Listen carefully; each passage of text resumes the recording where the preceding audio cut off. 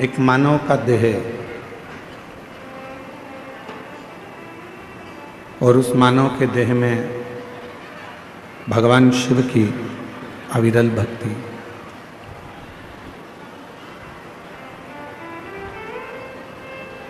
कहते हैं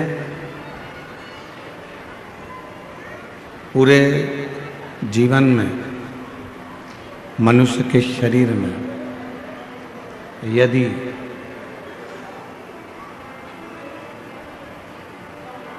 एक मिनट का भी शिव नाम हमारी जिह्वा पर आ जाता है तो हमारा संपूर्ण जन्म जो हमने मानव देह का लिया वो पूरा कृतार्थमय हो जाता है, धन्य हो जाता है।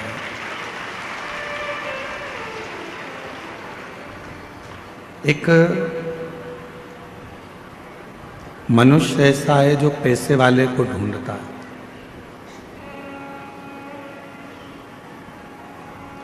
केवल एक मानव जो पैसे वाले को ढूंढता है, बाकी का ना कोई पशु, ना पक्षी, ना जानवर, ना कोई जीव, ना कोई जलचर, ना कोई थलचर, कोई ऐसा नहीं है जो पैसे वाले को ढूंढता हो। पशु भी ढूंढेगा तो प्यार करने वाले को ढूंढेगा, पक्षी भी ढूंढेगा तो प्यार करने वाले को ढूंढेगा, जानवर भी अगर ढूंढेगा तो प्यार करने वाले को ढूंढेगा।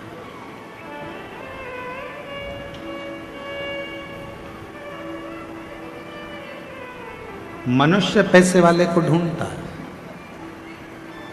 मानव धन वाले को ढूंढेगा, पर जानवर पशु पक्षी कभी पैसे वाले को नहीं ढूंढता। जानवर पशु पक्षी ये सब प्यार करने वाले को ढूंढते हैं कि हमें स्नेह कौन करेगा।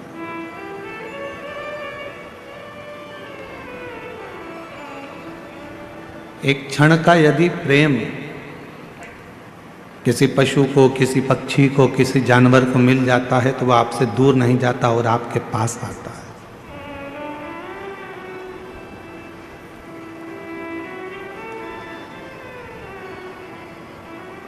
वह आपसे दूर जाने का प्रयास ही नहीं करेगा। आप खुद प्रैक्टिकल कर कर देख सकते हो कि जब हम किसी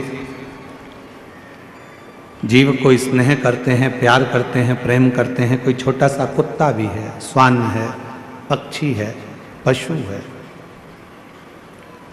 हम उसको थोड़ा सा प्रेम देते हैं और वो पशु, वो पक्षी, वो जीव, वो जानवर हमारे करीब में आता चले जाता है, पास में आता जाता है। बिल्ली का बच्चा देखो तो बिल्ली के बच्चे को प्रेम कर लो, थोड़ा सा हाथ फेर दो, थोड़ा सा स्नेह कर लो तो बिल्ली का बच्चा हमारे पास में आएगा, फिर वो हमको ढूंढता रहेगा। श्वान को देखो, कुत्ता को, तो कुत्ता को भी आप थोड़ा सा प्यार कर लीजिए, वो श्वान, वो कुत्ता भी हमारे पास में आता जाए। क्या चाहिए इनको? केवल प्रेम, केवल प्यार, केवल स्नेह, केवल तुम्हारा समर्पण, केवल तुम्हारा स्नेह उस जीव को चाहिए, उस पशु को चाहिए, उस पक्षी को चाहिए, केवल प्रेम। और वो प्रेम के बल पर आपके प्रति इतना समर्पित हो जाता है, प्रेम के बल पर वो आपके प्रति इतना समर्पण धारण कर लेता है कि फिर आपको दुखी नहीं देख सकता।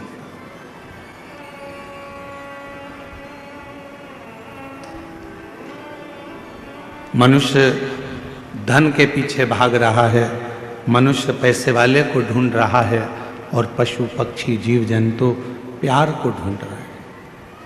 शिव महापुराण की कथा कहती है, भगवान देवादिदेव महादेव का चरित्र कहता है, यदि इस पूरे संसार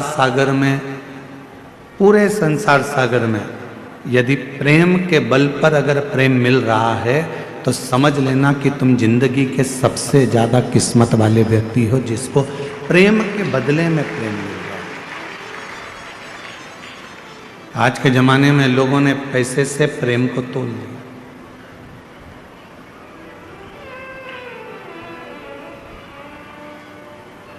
हर व्यक्ति स्नेह कब करता है कि जब मुझे फायदा कहाँ से मिलेगा, मुझे कैसे प्राप्त होगा, मुझे धन कैसे मिलेगा, मुझे प्राप्ति कैसे होगी, इससे मैं क्या लाभ ले सकता हूँ, इससे मैं क्या प्राप्त कर सकता हूँ, ये वो विचार करता है।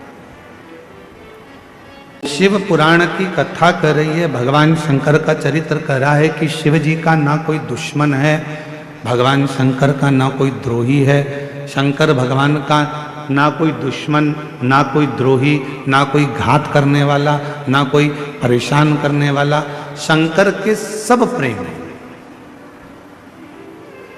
इंद्र के दुश्मन बहुत सारे मिल जाते हैं, देवताओं के बहुत दुश्मन मिल जाते हैं, पर मेरे भोले बाबा का कोई दुश्मन, कोई, मेरे शंकर भगवान का कोई द्रोही नहीं। कारण क्या है? 33 कोटि देवता में केवल एक देवता ऐसे हैं, वो देव अधिदेव महादेव ऐसे हैं जो पशु से भी प्रेम करते हैं, पक्षी से भी प्रेम करते हैं, जीव जंतु से भी प्रेम करते हैं, भूतों से भी प्रेम करते हैं, प्रेतों से भी प्रेम करते हैं, और चाहे वो डाकनी हो, पिशाचनी हो, भूत हो, चुड़ैल हो, कोई भी हो, मेरे शिव को मतलब नहीं है कि ये क्या है। मेरे भोले बाबा को मतलब नहीं है कि ये कौन है। मेरे भोले बाबा को तो केवल यह मालूम है कि ये मेरा है, मैंने संसार में जन्म दिया है। अगर ये संसार सागर में पैदा हुआ है, अगर ये संसार सागर में जन्म लिया है, अगर ये संसार सागर में आया है, तो ये मेरा अपना, ये मेरा है।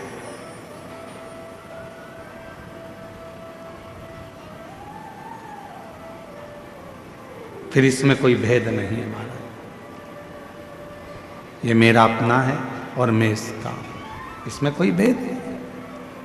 शिव पुराण कह रही है, भगवान शंकर का चरित्र कराए, ऐसा कोई देवता नहीं जो सर्प को भी श्रृंगार बना ले, ऐसा कोई देवता नहीं जो राख को भी, भस्म को भी अपना श्रृंगार बनाकर अपने शरीर पर धारण कर ले।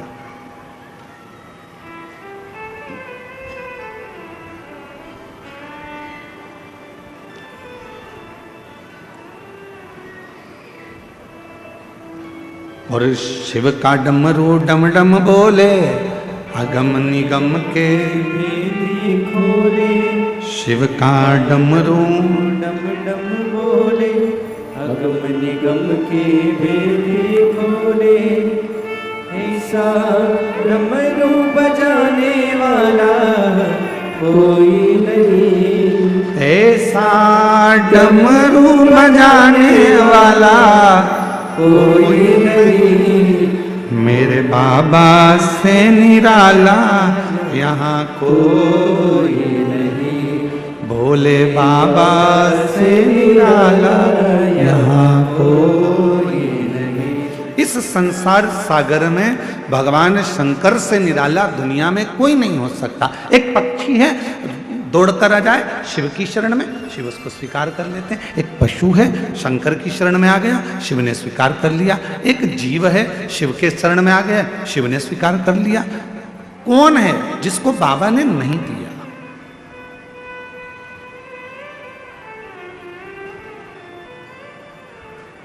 एक सुंदर कथा आती है पितरों की।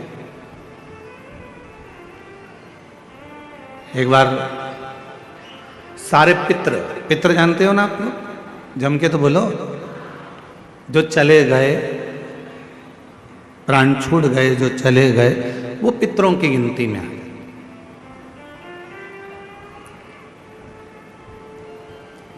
गर्भ में अगर कोई बच्चा मर गया, गर्भ से बाहर निकलकर मर गया, तो वो आहूतों की गिनती में आ गया, जो कुंवारी अवस्था में मर गया। वो कुंवारा चले गया, आहूत हो गया, कुंवारी अवस्था में चले गए। तो पितर, आहूत, ये सब भगवान देवाधिदेव महादेव के पास आ गए और भगवान शिव जी के पास आकर खड़े हो गए। शास्त्र कहता है कि 1000 वर्ष निकल गया, पितर और आहूत भगवान शंकर की सम्मुख में खड़े होकर केवल दर्शन करते रहे। उन्होंने ना कोई मंत्र जपा, ना कोई साधना करी, ना कोई व्रत करा, ना कोई उपास करा, केवल शिव को एक टकी निहारते रहे, केवल बाबा का दर्शन करते रहे, केवल दर्शन।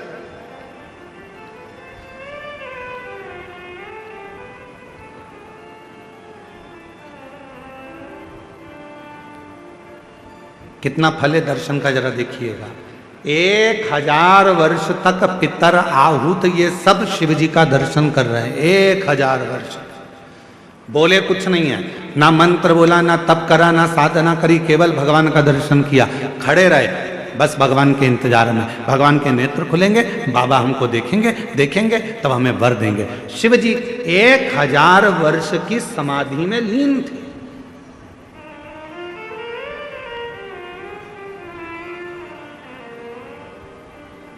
और बाबा देवाधिदेव महादेव जब 1000 वर्ष की समाधि में लीन थे, नेत्र खुले नहीं थे।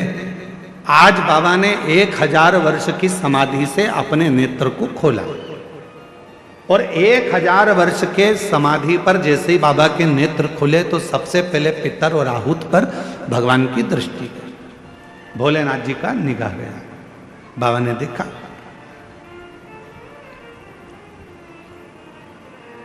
शिव जी ने पितरों को बुलाया, आहूतों को बुलाया और बुलाकर पूछा, क्यों भाई, क्या बात है, तुम यहां खड़े हो, क्या बात है? बस देवाधिदेव महादेव बाबा पूछने ही वाले थे, इतनी देर में नंदी दौड़कर आ गया।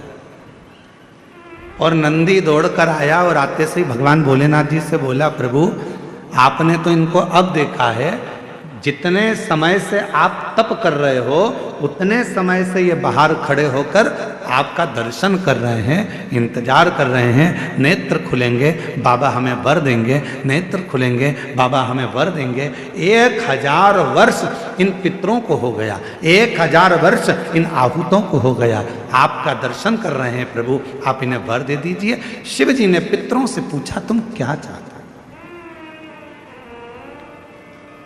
तुम्हें चाहिए क्या? आहूतों से पूछा, तुम्हें क्या चाहिए, तुम बोलो। पितर और आहूत दोनों एक ही बात बोले, प्रभु संसार के लोग श्राद्ध पक्ष में हमको जल देंगे। संसार के लोग जब श्राद्ध आएगा, 16 श्राद्ध 16 दिन के आएंगे, तब ब्राह्मण को भोजन कराएंगे, पिंडदान करेंगे, तर्पण करेंगे, श्राद्ध करेंगे, तर्पण में जल देंगे, तब हमको जल प्राप्त होगा, तब हमको भोजन प्राप्त होगा, तब तक हम भूखे रहेंगे। इसलिए प्रभु एक कृपा कर दो कि ऐसी कोई व्यवस्था कर दो कि घर के लोग, परिवार के लोग, कुटुंब के लोग, कोई भी प्रतिदिन या हफ्ते में एक बार कैसे भी उनके माध्यम से हमें जल प्राप्त हो जाए और हम तृप्त हो जाएं। भगवान देवाधिदेव महादेव ने वर दे दिया पितरों को, आहूतों को। क्यों चिंता करते हो? जब संसार का मनुष्य मेरे शिवलिंग पर जल चढ़ाएगा, वो जल बहकर जब नीचे की ओर आएगा और अशोक सुंदरी से स्पर्श कर कर आगे बढ़ेगा, उसी समय पर आपको वो जल प्राप्त हो जाएगा और सारे पितर और आहूत तृप्त होते चले जाएंगे। वो जल आपको वहां प्राप्त होगा।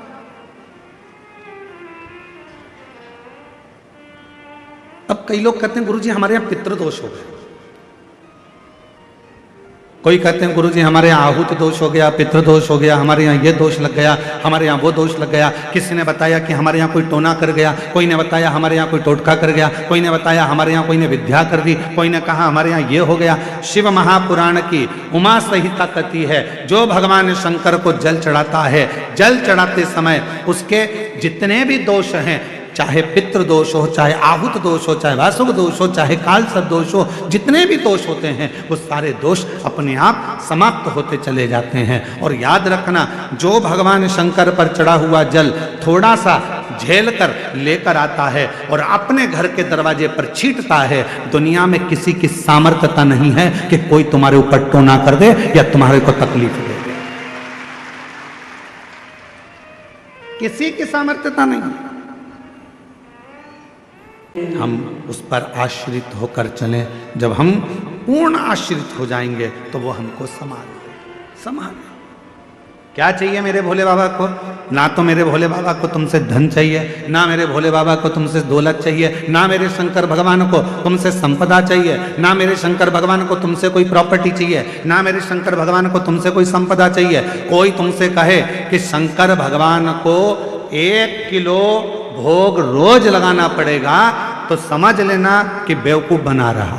कोई तुमसे कहे कि शंकर जी को 5 किलो दूध रोज चढ़ाना पड़ेगा, समझ लेना कि बेवकूफ बना रहा है। कोई तुमसे कहे कि 25 किलो घी का दिया शंकर जी को लगाना पड़ेगा, समझ लेना बेवकूफ बना रहा है। अगर कोई तुमसे कहे कि शंकर भगवान को इतना सारा प्रसाद चढ़ाना पड़ेगा तो समझ लेना कि पागल बना रहा है। मेरा भोले बाबा तुम्हारे प्रसाद का भूखा नहीं है, मेरा भोले बाबा तुम्हारे दूध का भूखा नहीं है, मेरा भोले बाबा तो केवल तुम्हारे निर्मल मन का भूखा है, सच्ची भक्ति का भूखा है और हृदय का भूखा है।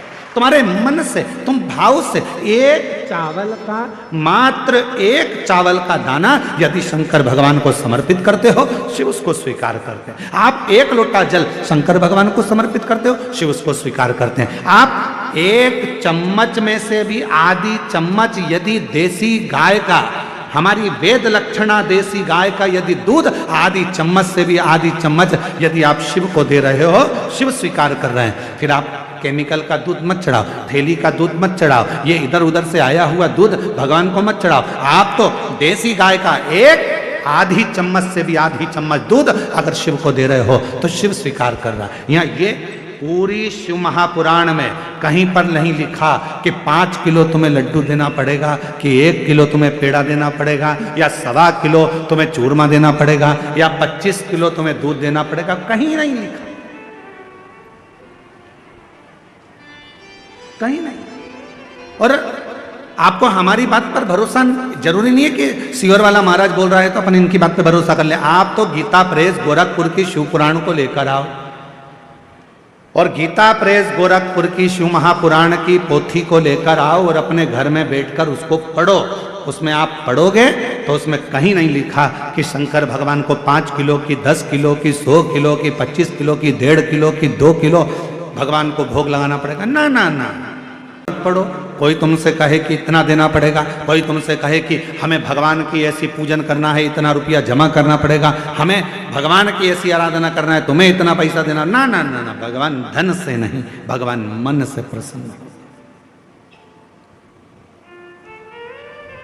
उसकी प्रसन्नता उसका मन है।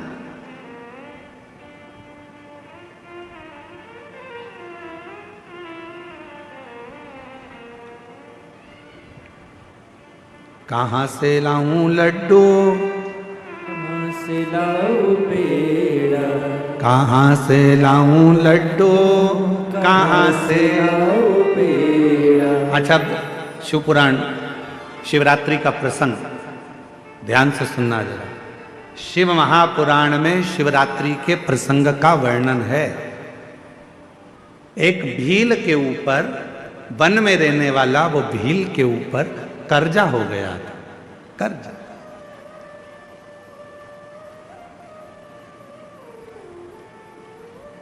पैसे चुक नहीं रहे थे।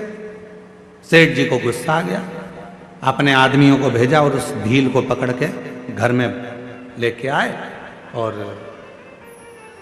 एक टूटा हुआ शिव का मंदिर था, उस मंदिर में उसको ले गए और उसको बांध दिया। मंदिर में ले जाकर बांध दिया। जब तक तू हमारा कर्जा नहीं चुकाएगा तब तक हम तेरे को यहां से छोड़ने वाले नहीं।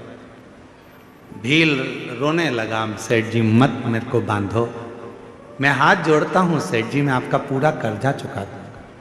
सेठ जी मैं आपके पांव पड़ता हूं, मुझे छोड़ दो।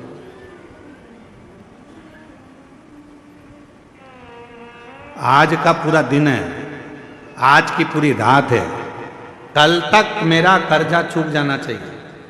कर्जा नहीं चुका तो फिर लाकर बांध दूंगा और मारूंगा। बस वो भील की आंख से आंसू निकलते रहे। पैसा कहां से लाऊं?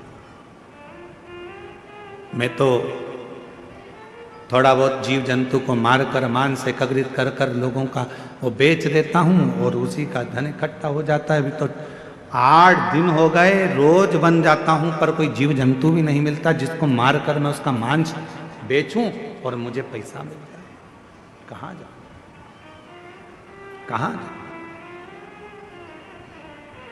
क्या करूं? रो रहा, आंखों से आंसू बह रहा, नेत्रों से नीर बह रहा।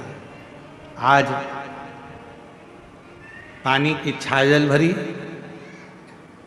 बेलपत्र के वृक्ष के ऊपर रात्रि के समय चढ़ गए। मालूम नहीं है कि आज शिवरात्रि है, उसको ज्ञात नहीं है कि आज शिवरात्रि है।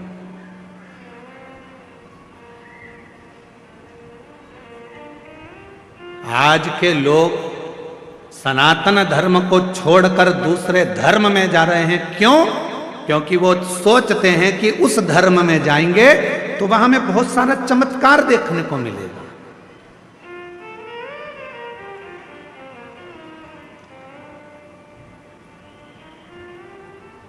उस धर्म में जाएंगे तो हमको ना जाने थोड़ा थोड़ा कुछ अच्छा देखने को मिलेगा।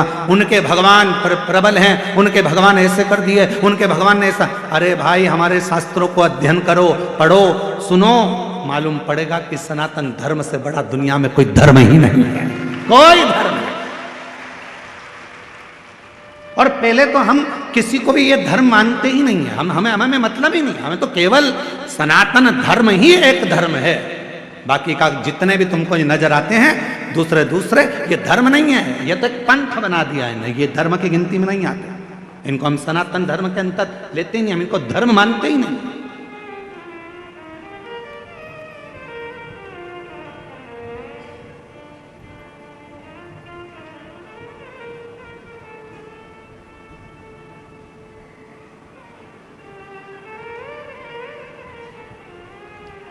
एक व्यक्ति ने देवघर में एक प्रश्न किया, क्यों गुरुजी आपके सनातन धर्म में गौ माता को माता क्यों कहते हैं?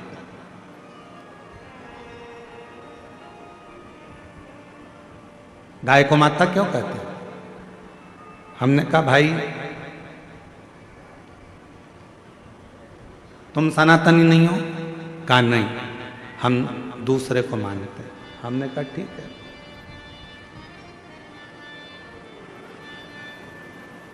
कभी हमारे शास्त्र पढ़े हैं आपने? नहीं। हमने कहा कभी मौका लग जाए तो हमारे शास्त्रों का अध्ययन करिएगा। हमारे सनातन धर्म में 7 माताओं को माता कहा गया। हमारे सनातन धर्म में 7 माताओं को माता शब्द से संबोधित किया गया। पहले नंबर पर जो जन्म देती है वो भी हमारी, जम के बोलो, माता। जिसने हमको जन्म दिया वो माता। दूसरे नंबर पर जो गुरु होते हैं और गुरु की जो धर्म पत्नी होती है, हमारे शास्त्रों में उनको भी जम के बोलो माता कहा गया। तीसरे नंबर पर हमारे गांव में, नगर में, शहर में जो ब्राह्मण रहता है, पूजन पाठ करता है, साधना आराधना में लगा रहता है, भक्ति में लगा रहता है भगवान की, उसकी धर्म पत्नी को भी हमारे सनातन धर्म में जम के बोलो माता कहा गया। तीसरे नंबर पर ब्राह्मण की जो धर्म पत्नी है उसको माता कहा गया। और चौथे नंबर पर राजा, जो नगर का राजा होता है, राज्य का जो राजा होता है, उस राजा की जो धर्म पत्नी होती है, हमारे सनातन धर्म में उसको भी माता कहा गया। महाराज, 5वें नंबर पर हमारे यहाँ जिस गौ माता ने अपने बच्चे के लिए दूध अपने थन में रखा और वो जगत का कल्याण कर रही है, उस दूध को वो अपने बच्चों के साथ साथ संसार के लोगों को भी पिलाकर उनको संतुष्ट कर रही है। भारत की इस पवित्र भूमि पर सनातन धर्म में 5वें नंबर पर उसको भी माता कहा गया है। उसको भी 6ठे नंबर पर धात्री। कभी कभी किसी माता के बच्चे को जन्म देने के बाद दूध नहीं आता। कभी कभी किसी किसी माता को बच्चे को जन्म दिया माता ने और उसको दूध नहीं आता, तो वो क्या कहती है, मेरा बच्चा भूखा मर जाएगा, कोई इसको दूध पिला दो। और वो बच्चे को कोई दाई हो, कोई सेविका हो, कोई हो, और वो उस बच्चे को दूध पिलाती है। तो हमारे यहाँ शास्त्र में उस धात्री को भी माता कहा गया है, उस धात्री को भी माता, छठे नंबर धात्री को भी मां कहा। और हमारे शास्त्रों में सनातन धर्म में 7वें नंबर पर ये वसुंधरा को, ये पृथ्वी को, ये भूमि को, ये धात्री को, ये वसुंधरा को, पृथ्वी को, भूमि को भी हमारे यहाँ माता से संबोधित किया गया, जो हमेशा देती रहती है, तुमसे कुछ लेती नहीं है, कुछ नहीं,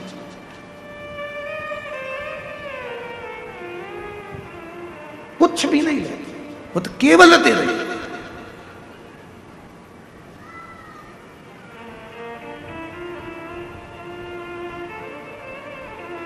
उसका काम है केवल देना ही देना। क्या देती है गौ माता? आपसे दरवाजे पर खड़े होकर मात्र एक रोटी की चाह करती है गौ माता। दरवाजे पर आकर गौ माता कब खड़ी होती है? शिव महापुराण की कथा कहती है, यदि तुम्हारे घर के दरवाजे पर मुख कर कर गाय तुम्हारे घर की ओर देखती है, गौ माता तुम्हारे घर की ओर मुख कर कर जब खड़ी होती है और उसकी श्वास जब तुम्हारे घर के अंदर जाती है, तुम अंदर जाकर एक रोटी लाकर उसको देते हो, उतनी देर में वो खड़ी खड़ी अपनी श्वास को तुम्हारे घर के अंदर छोड़ती है। अर्थात तुम्हारे यहाँ कोई बहुत बड़ा दुख आने वाला था, तो वो गौ माता अपनी श्वास से अंदर शिव की स्तुति करती है, श्वास को छोड़कर जो दुख आने वाला है उसको निगल लेती है, और वो गौ माता एक रोटी लेकर तुम्हारे दरवाजे से चली जाती है। चलिए, आज कितना कितना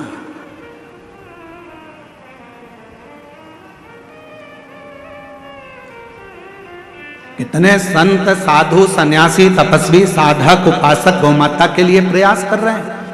कितने कितने संत लगे हैं, कितने कितने साधु लगे हैं, कितने कितने सन्यासी लगे हैं, जो किसी ना किसी रूप में गौ माता को बचाने के लिए, गौ माता की सुरक्षा के लिए प्रयास कर रहे हैं। क्यों बचाना चाहते हैं? उनको बचाने का केवल एक कारण है कि जो गौ माता जगत में आकर जिसके अंतर्गत 33 कोटि देवता विराजमान होते हैं, वो गौ माता हमारे घर के सारे दुख को हर लेती है, सारे सुख प्रदान करती है। तो हमारे यहाँ शिव महापुराण की कथा कहती है, 7 माता हैं। जो जन्म देने वाली है वो भी माता है, गुरु की जो पत्नी है वो भी माता है, ब्राह्मण की जो पत्नी है वो भी माता है, राजा की जो पत्नी है वो भी माता है। गौ माता को माता कहते ही हैं, और धात्री जो दूध पिलाई है वो भी माता है। और यहाँ शास्त्र कहता है जो पृथ्वी हमेशा देती ही रहती है, जो वसुंधरा हमें प्रदान करती रहती है, वो भी माता, वो भी। हम इनका ऋण कभी नहीं चुका सकते, हम इनका ऋण नहीं चुका सकते।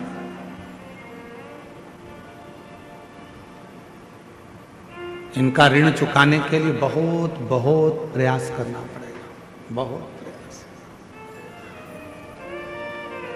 कितना सुंदर कहा है, एक व्यक्ति कहता है कि गुरुजी मैंने कभी कोई कर्जा नहीं लिया और मरूंगा तो बिना कर्जे के जाऊंगा।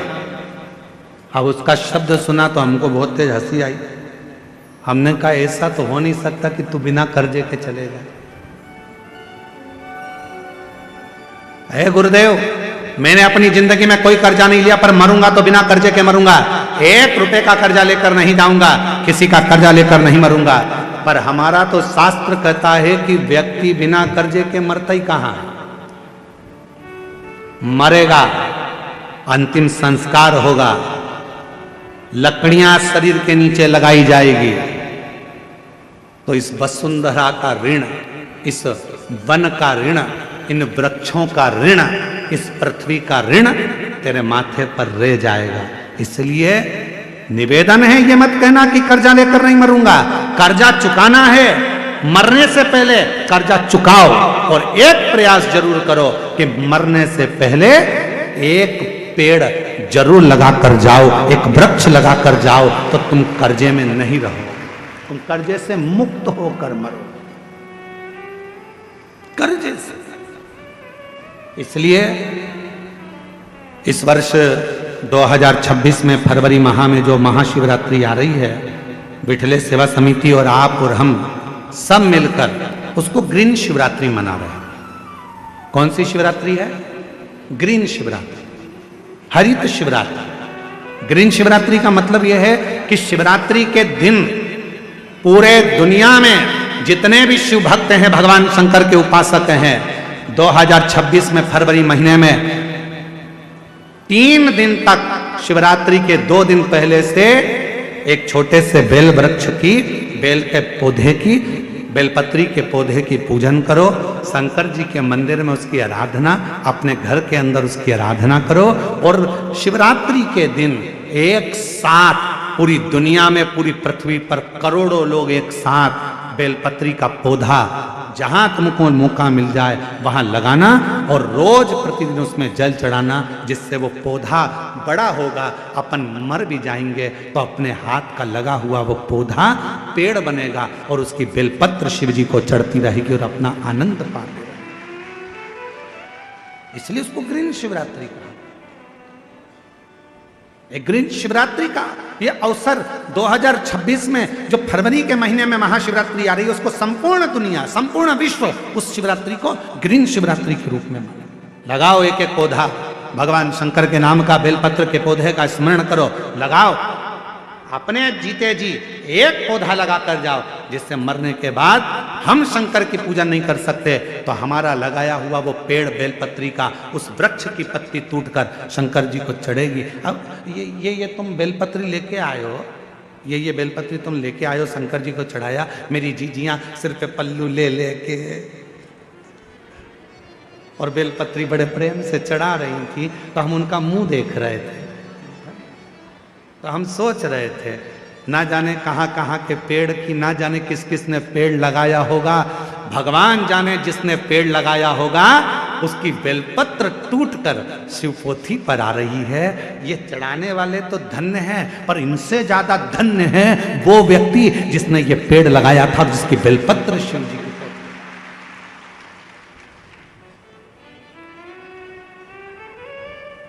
अब कई लोग कहते हैं सावन के महीने में, हमने सुना यहीं पे हमने छत्तीसगढ़ में सुना था, हम आए थे अभी सावन के महीने में भिलाई, तो हमने सुना था कि एक व्यक्ति ने नियम लिया है पूरे सावन के महीने में 1.25 लाख रोज बेलपत्र शंकर जी को चढ़ाता। 1.25 लाख। हमने कहा एक बार मिलाओ उसको जो 1.25 लाख बेलपत्र शिव जी को चढ़ाता है। फिर वो आया शाम को मिलने के लिए, हम जहाँ अग्रवाल धर्मशाला में रुके थे, जितेंद्र जी, हम जहाँ अग्रवाल धर्मशाला में रुके में 1.25 लाख बेलपत्र चढ़ाने वाला आया, यहीं छत्तीसगढ़ का। फिर हमसे मिला, हमने उसको प्रणाम किया, हमने कहा धन्य आप, 1.25 लाख बेलपत्र चढ़ाते हो शंकर भगवान को। हाँ गुरुजी, और आज से नहीं चढ़ा रहा हूँ, 5 साल हो गए चढ़ाते चढ़ाते। हमने कहा ठीक है, अब ये बताओ 1.25 लाख बेलपत्र आप शिव जी को चढ़ाते हो, आपने कितने बेलपत्री के पेड़ लगाए? उसने कहा गुरुजी पेड़ तो एक भी नहीं लगाया, पेड़ एक भी नहीं लगाया।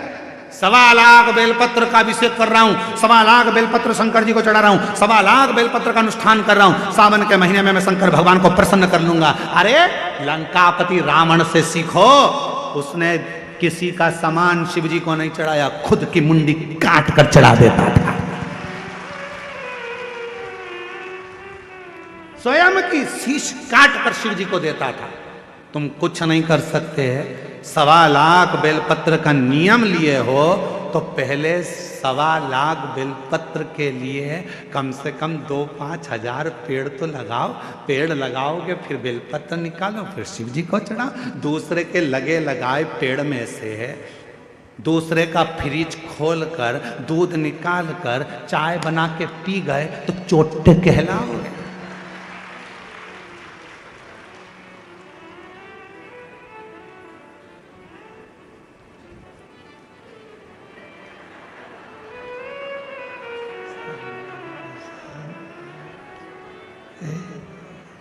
श्री शिवाय नमस्ते, श्री शिवाय नमस्ते। भगवान ऊपर से देख रहा कितनी ढोंग कर रही। श्री बेलपत्री का पेड़ दूसरे का, बेलपत्री का वृक्ष दूसरे का, और भेज दिया लोगों को, तोड़ ला। सब तोड़ के इकट्ठी कर ली। और मम्मी जा रही हो कथा में? हाँ, आज तो मैं ऊपर भी जाऊंगी स्टेज पे। एक काम करना, बेलपत्र ले जाओ। अब दूसरे की बेलपत्र तोड़ के लाया दूसरा। ये सीढ़ी पे चढ़ती चढ़ती ले आई। भगवान भी सोच रहे काहे को आई, बेलपत्र दूसरे की, कौन सा लाभ मिला। तैयारी कर लेना, 2026 में फरवरी महीने में जो महाशिवरात्रि आ रही है, एक छोटा सा पौधा लेकर रख लेना या बीज से लगाकर रख लेना। उसको शिवरात्रि के दिन आप और हम कहीं ना कहीं अपने अपने क्षेत्र में उसको लगाएंगे, और उसका फोटो खींचकर तुम हमारे पास भेजना। हम उसको पूरी टीवी पर लगातार करोड़ों लोगों का फोटो कथा में दिखाते रहेंगे, और आपका एक पौधा, एक वृक्ष इस पूरी पृथ्वी को, पूरी वसुंधरा को सुंदर बनाए।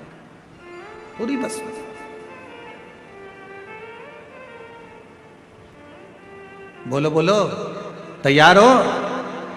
जम के तो बोलो। पड़ोसन, नहीं नहीं तुमसे नहीं बोल रहा, तुम्हारे पड़ोसी टेंट वाले से पूछ रहा है। उधर वाले तैयार? इधर के पड़ोसी तैयार? बस तो फिर दोनों हाथ उठाकर हारा हारा ग्रीन शिवरात्रि मनाओ। अब की बार 2026 की महाशिवरात्रि ग्रीन शिवरात्रि हो। मेरी वसुंधरा, मेरी पृथ्वी, मेरी भारत माता फिर हरी भरी हो। लोग पेड़ काट रहे हैं, अपन पेड़ लगाएंगे और पूरी वसुंधरा को सुंदर बनाएंगे, प्रकृति को सुंदर बनाएंगे।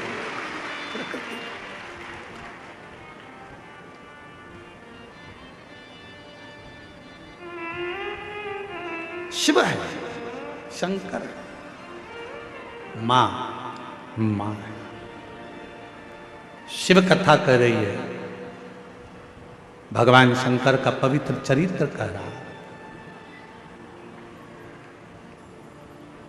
भगवान देवादिदेव महादेव की पवित्र कथा कर रहा है। शिव को तुमसे कुछ नहीं चाहिए।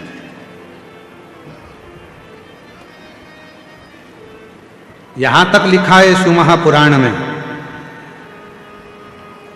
मान लो शंकर भगवान को देने के लिए आपके पास में बेलपत्र भी नहीं है, मान लो शिव जी को देने के लिए एक चावल का दाना भी नहीं है, तो शिव महापुराण की कथा कहती है जो शिव जी पे बेलपत्र चढ़ी हो उसी को उठा लो, धो लो, वापिस शंकर भगवान को चढ़ा दो। शंकर भगवान स्वीकार कर लेते हैं। शिव स्वीकार धन नहीं। आजकल ना जाने कहां कहां के लोग ज्ञान देने के लिए बैठ जाते हैं। थोड़ा सा गूगल पर सर्च मारो, थोड़ा सा यूट्यूब चलाओ, तो लोगों उनके इतने ज्ञान देने आ जाएंगे। शंकर भगवान को 1.5 किलो सामग्री चढ़ाना पड़ेगी, 1 किलो ये देना पड़ेगा, 2 किलो ये देना पड़ेगा। शंकर भगवान को रिझाना है तो 5 किलो दूध से अभिषेक करना पड़ेगा, आधा किलो दही चढ़ाना पड़ेगा, 1 किलो शक्कर चढ़ाना पड़ेगी। ना ना ना ना, शिव महापुराण में अगर सियोर वाले महाराज के वचन पर विश्वास नहीं है तो गीता प्रेस गोरखपुर की शिव पुराण लेकर आओ, अध्ययन करो, पढ़ो। कहीं नहीं लिखा कि शंकर भगवान को 5 किलो की, 2 किलो की, 1.5 किलो की, 1 किलो। शिव जी को तुमसे कुछ नहीं चाहिए। शिव जी को तो केवल निर्मल मन सो मोहि पावा। तुम्हारा मन भगवान को दे, केवल हृदय, केवल हृदय। एक बहन जी ने पत्र लिखा, देखो,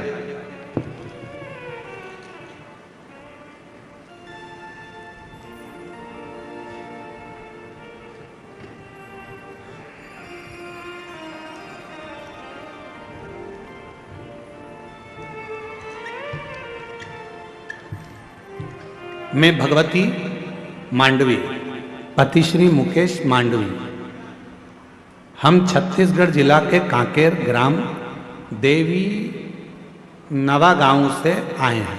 कहीं बैठे हों तो हाथ हिला सकते हैं। देवी नवा गांव से आए हैं। कहीं बैठे हों तो हाथ हिला सकते हैं। आप ही हैं?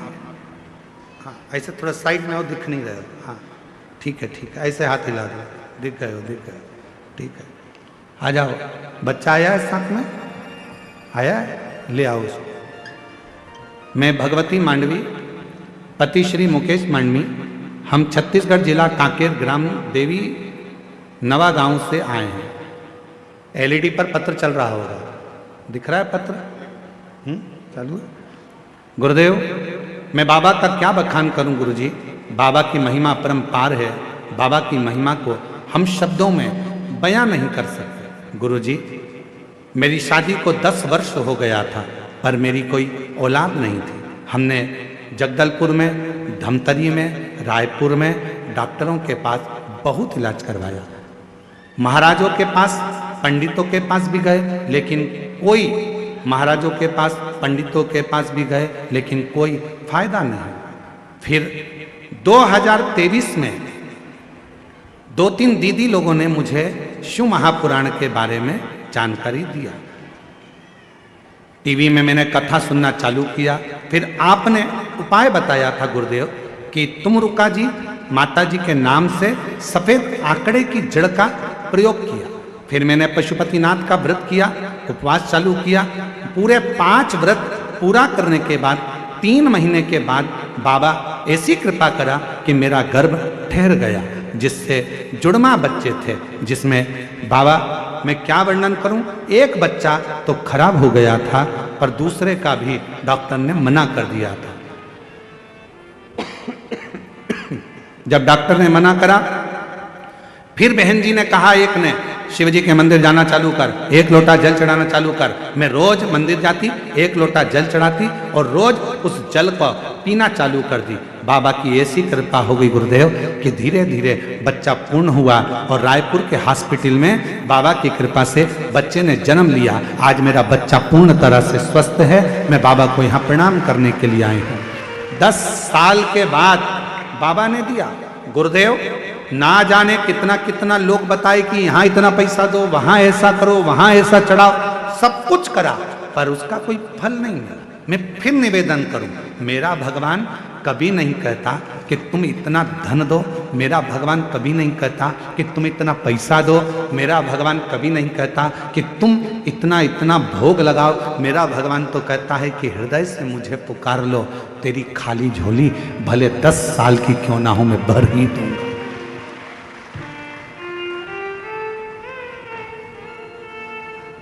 शंकर को नहीं चाहिए, रखो तुम्हारे पास।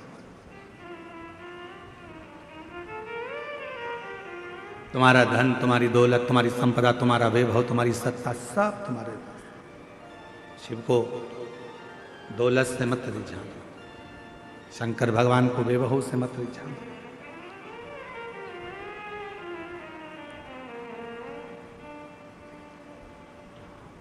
कई लोगों की आदत रहती है कि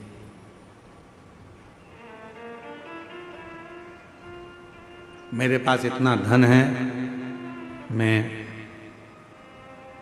ऐसा कर सकता हूं।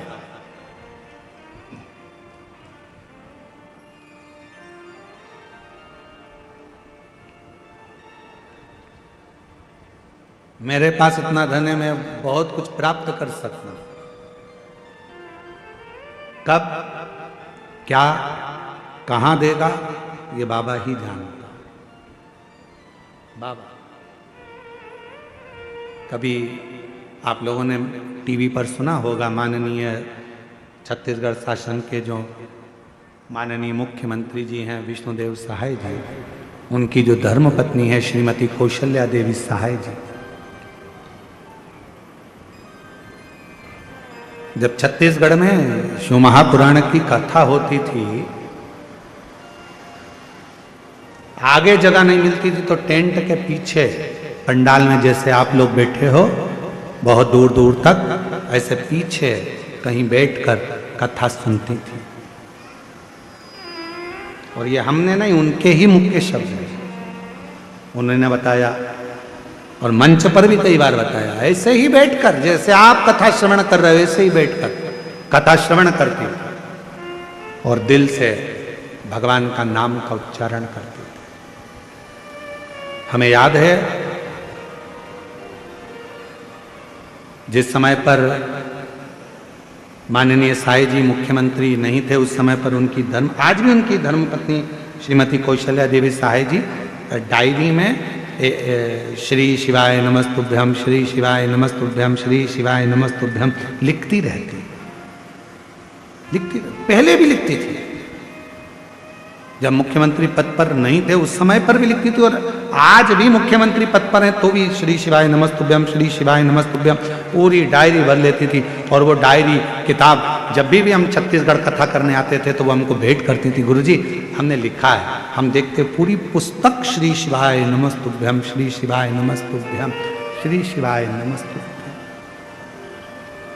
हमने कई बार पहले भी पूछा कि बहन जी, दीदी एक बात बताओ कि आपको लिखने का समय मिल जाता है?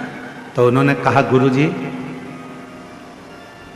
ये जो कुछ भी है सब मेरे शंकर भगवान का दिया हुआ है और उनके लिए ही समर्पित है।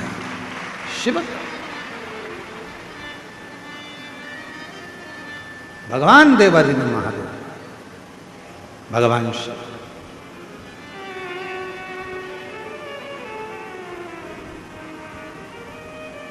हमें कभी कभी स्मरण में आता है, कोटा राजस्थान में हम कथा करने के लिए गए और वहाँ के शर्मा परिवार ने कथा कराई, जो उस समय पर विधायक जी थे और अभी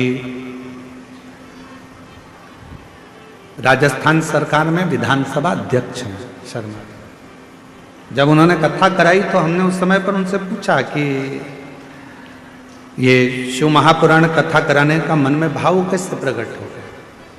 तो उनके शब्द थे शर्मा जी के कि गुरुजी मेरी धर्म पत्नी और हम जितना समय मिलता है, जितना भी समय मिल जाए, 10 मिनट, 15 मिनट, आधा घंटा, 20 मिनट, 25 मिनट आपकी कथा रोज श्रवण करते हैं। और बाबा की ऐसी कृपा है कि वो कथा हृदय को छूती है। और आज जो कुछ भी है ये सब शिव का ही तो है, शंकर का ही तो है, शंकर की कृपा से। कहीं पर भी बैठो, बाबा को तुम्हारा धन नहीं, बाबा को तुम्हारी दौलत नहीं। यहाँ पर बालोद वाली प्रतिभा दीदी बैठी हुई है चौधरी जी, हमने एक बार उनसे भी पूछा, हाँ ये बेटी, तो हमने इनसे भी कहा कि बाबा की कैसी कृपा। तो ये भी पहले आती थी, इतनी आगे इनको जगह नहीं मिलती थी, सबसे आखिरी में लास्ट में कहीं जगह मिल जाती थी, बैठ जाती थी। तो बाबा ने कृपा कर कर, बाबा तो बाबा है भोलेनाथ, कब किसका हाथ पकड़कर कहाँ बिठा दे ये उसके ऊपर निर्भर करता है। और आज फिर कहते हैं जितेंद्र जी, इस पवित्र व्यासपीठ से वर्णन करते हैं, जितने भी शिव भक्त शिव महापुराण की कथा को श्रवण कर रहे हैं, आपने ये पवित्र कथा इस क्षेत्र में आदिवासी वनवासी क्षेत्र में जो कराई है, आज पूरा आदिवासी वनवासी जितेंद्र जी बड़े प्रसन्न हैं आपसे। तो हम तो कहेंगे, आज भी यहाँ कहकर जा रहे हैं, जो जिस भाव से कथा श्रवण करेगा, मेरा भोले बाबा तुम्हारा हाथ पकड़कर तुमको किस सिंहासन पर बिठाएगा तुम ही जान सकते। किस सिंहासन, कब, कहाँ, कैसे कृपा करता है ये वही जान सकता। कहाँ बैठे हो आप लोग? कोई कहता है गुरुजी आपकी कथा में जगह नहीं मिलती, हम पीछे बैठते हैं, हमको वहाँ जगह मिलती है, हम लेट आते हैं, पीछे बैठते हैं। और कई लोग ऐसे हैं जो आगे बैठने के लिए झगड़ा भी करते हैं, तुम मुझे जानते नहीं हो, मैं उनकी पत्नी हूं।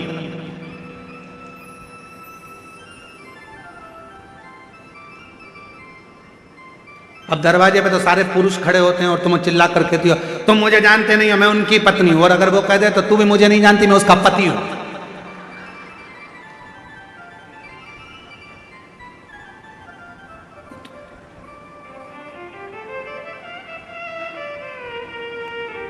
तो मुझे जानते नहीं हो। अरे क्या झगड़ा करना, आगे बैठने के लिए हमको आगे बैठना है, हमको आगे बैठना, हमको इसी कंपाउंड बैठना, हमको वहां बैठना, हमको वहां बैठना, हमको वहां, ना ना ना ना, जहां जगह मिल जाए बाबा के पूरे पंडाल में, जहां तुमको मौका मिल जाए वहां बैठकर दिल से हृदय से बाबा की कथा सुनो। आरती हो, आरती के बाद जब उठो वहाँ की मिट्टी को अपने मस्तक पर चढ़ाओ, हृदय से लगाओ, बाबा से झोली पसार कर प्रार्थना करो, बाबा मेरे दुख काट देना, बाबा बहुत तकलीफ में हूँ, मेरे कष्टों को मिटा देना, बाबा तेरी कृपा बनाना। सुना है पंडाल में बैठकर कथा सुनने वाले को तो 3 महीने में जो मांगो वो दे देता है। बाबा मैं भी तेरे दरवाजे पर कथा सुनने आई हूँ, हे मेरे भोलेनाथ कृपा करना, मेरी झोली खुशियों से भर देना, ऐसी कृपा करना। उससे प्रार्थना करो, उससे विनय करो, उससे निवेदन करो। क्या नहीं देगा। एक पत्र है,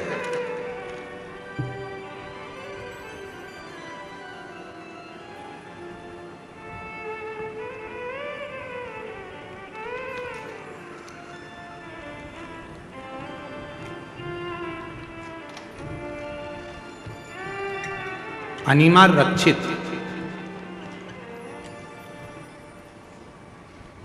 जिस बेटी ने पत्र लिखा है पहले उसका फोटो, फिर एलईडी पर आप फोटो देख सकते हैं। तो जिसने पत्र लिखा, अब उसका पत्र अनिमा रक्षित, स्वामी प्रताप कुमार रक्षित, मालदा पश्चिम बंगाल से है। कहीं बैठी हो तो हाथ हिला सकते हैं। मालदा पश्चिम बंगाल से आई हैं, अगर कहीं बैठी हो तो हाथ हिला सकते हैं।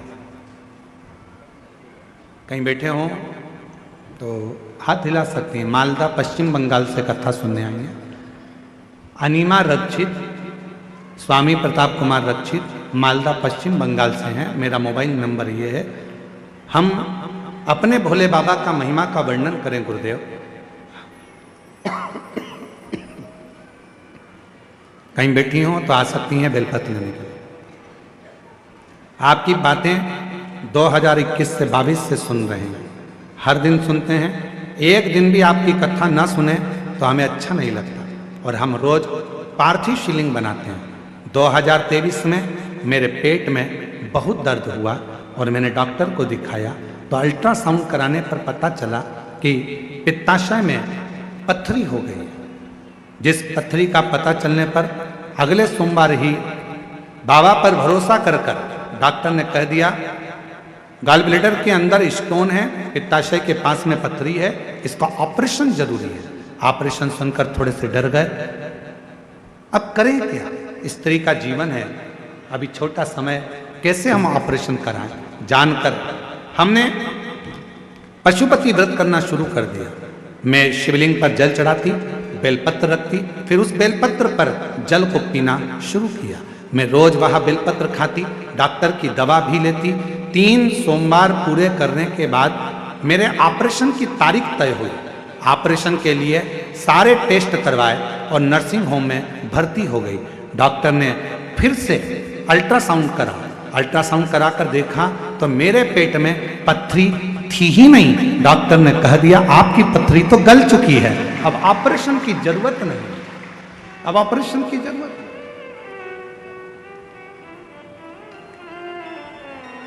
हम शिव को क्या दे रहे हैं? अब इस बहन जी से पूछा जाए जो बंगाल से आई हैं, मालदा पश्चिम बंगाल की, उनसे पूछा जाए अनिमा रक्षिता जी से कि आप शिव जी को कितने का प्रसाद चढ़ाएं, आप शिव जी को कितने का लड्डू चढ़ाएं, आप भगवान शंकर को कितने का आपने दूध चढ़ाया, तो ये बोलेंगे कि हमने कुछ नहीं, केवल पशुपतिनाथ का व्रत किया। शिव जी को 1 लोटा जल, 1 बेलपत्र चढ़ाना शुरू किया और जल पीना प्रारंभ करा। साथ में दवाइयाँ भी लेती रही और बाबा की कृपा से सोमवार को ऑपरेशन की तारीख तय हुई। ऑपरेशन के लिए टेस्ट करवाए, नर्सिंग होम में भर्ती हो गई। डॉक्टर ने अल्ट्रासाउंड करा, कह दिया पेट में पत्थरी तो है ही नहीं। ये शिव, इसको शिव कहते हैं। हम उस पर आश्रित हो जाएं। तुम कहाँ बैठे हो, पीछे बैठे, आगे बैठे, दाएं बैठे, बाएं बैठे, तुम्हारी मर्जी पड़े जहां बैठो। भगवान की भक्ति जहां बैठकर करोगे, जरूरी नहीं कि आगे बैठोगे तो ही भगवान सुनेगा, हम साइड में बैठेंगे तो भगवान सुनेगा, भगवान के सामने बैठेंगे तो भगवान सुनेगा। नहीं, एक छोटी सी चींटी भी अगर पुकारती है तो परमात्मा दौड़ कर आता है। एक जीव भी कष्ट भोगता है, शिव को पुकारता है तो शिव आते हैं। यहाँ कांकेर में एक कथा करी थी, जैन साहब कहीं बैठे हैं, कहाँ हैं? देव कुमार जी जैन, हाँ ये बैठे। कोकपुर में क्या कथा बाजी थी। सुबह हम कथा बाजते थे, शाम को भालू बाजते थे।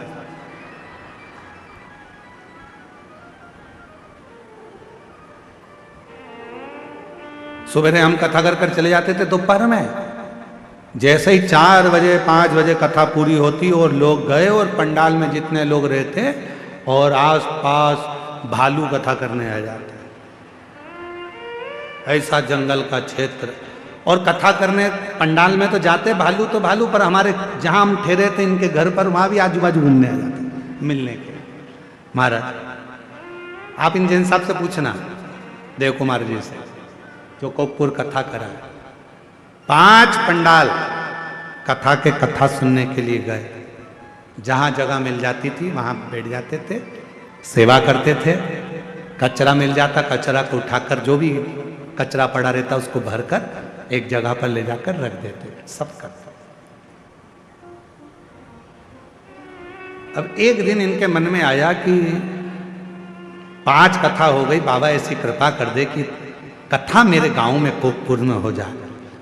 5 पंडाल कथा लोग सुनते हैं, और छत्तीसगढ़ वालों की तो किस्मत इतनी ज्यादा प्रबल है कि इनको 5 कथा सुनने के लिए छत्तीसगढ़ छोड़ना ही नहीं पड़ता, छत्तीसगढ़ में ही 5 कथा मिल जाती है। कई लोगों की तो एक अभी यहां हो गई, फिर अभी 7 तारीख से 13 तारीख तक वो गीतम छत्तीसगढ़ में कृषि मंडी चौक दंतेवाड़ा जिला में शिव महापुराण की कथा सुनने को मिल जाएगा। 7 से 13 तारीख तक 7 दिन की, और माँ दंतेश्वरी की बड़ी कृपा होगी। एक देवघर में कथा बाची, वो भी माँ देवी की शक्तिपीठ थी, 51 शक्तिपीठ में से माता का हृदय वहां गिरा था। और दंतेवाड़ा एक ऐसा क्षेत्र है जो माँ सती के दंतेवाड़ा क्षेत्र में गिरे हैं। उस जिले में गीतम में शिव महापुराण की कथा हो रही है, तो हमको तो लगता है कि मेरी माँ सती कृपा कर रही है जो कथा श्रवण करने का मौका। और प्रयास करेंगे, गीतम दंतेवाड़ा में जो कथा होगी उसके लिए हम प्रयास करेंगे कि 7 दिन माँ दुर्गा, भवानी, माँ सती के एक स्वरूप का व्याख्यान करा जाए, और शिव और सती की दंतेश्वरी माता की कथा का विस्तृत दुनिया में लोगों को मालूम पड़े कि दंतेश्वरी माता कौन है। लोगों को मालूम पड़े कि छत्तीसगढ़ की पवित्र भूमि पर दंतेवाड़ा में जो दंतेश्वरी माता है उनका प्रागट्य कैसे हुआ। लोगों को मालूम पड़े कि दंतेश्वरी माता का स्वरूप क्या है। लोगों को मालूम पड़े कि दंतेश्वरी माता कैसी कृपा करती है। 7 दिन शिव महापुराण की कथा में जो 2 बजे से 5 बजे तक गीतम में होगी, वहां प्रयास करेंगे कि पूरा मां दंतेश्वरी पर उस कथा का रास्ता। तो ये तो शिव कृपा है भगवान शंकर की। तो कभी इनसे पूछना, देव कुमार जैन जी से, इनके मन में आया बाबा कथा का मन में भाव है, 5 पंडाल हो गए, व्यवस्था कुछ नहीं है, तू व्यवस्था कर। और शंकर भगवान ने ऐसी कृपा करी। देव कुमार जैन जी से पूछना कि बाबा ने ऐसा डमरू बजाया कि बाबा देव अधिदेव महादेव ने ऐसी कथा कराई कि पूरा कोकपुर के लोगों ने आनंद लिया। शिव पुराण की कथा कांकेर क्षेत्रवासी ने, और वही कृपा जितेंद्र जी पे हो गई। ये शिव कृपा, शंकर कृपा।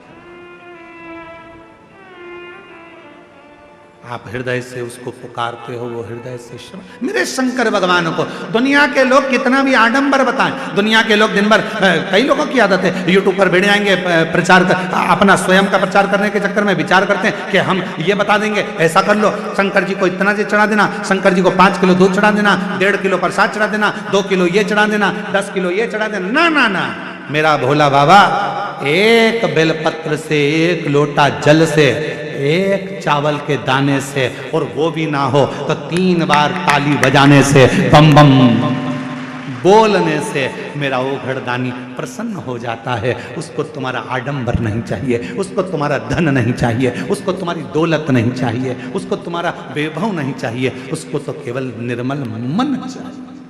हृदय हृदय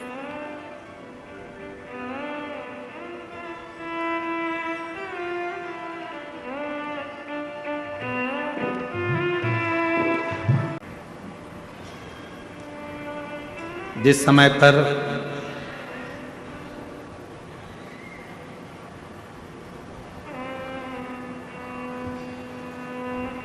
दक्ष प्रजापति के घर में कई बेटियों का जन्म हो चुका था, कई बेटियां जन्म ले चुकी, कई बेटों ने भी जन्म लिया। पर जब दक्ष प्रजापति के घर में बेटों का जन्म हुआ, जन्म होने के बाद देवऋषि नारद ने दक्ष प्रजापति के पुत्रों को शिवहरि के सत्संग में लगाया।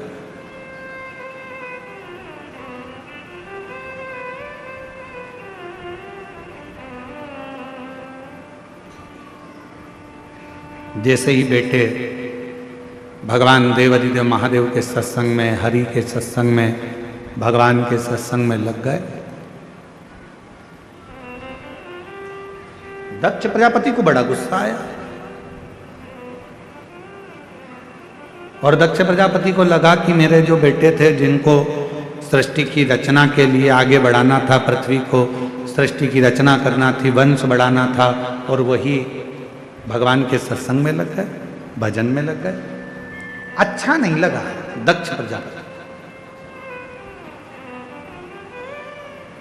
ठीक नहीं लगा।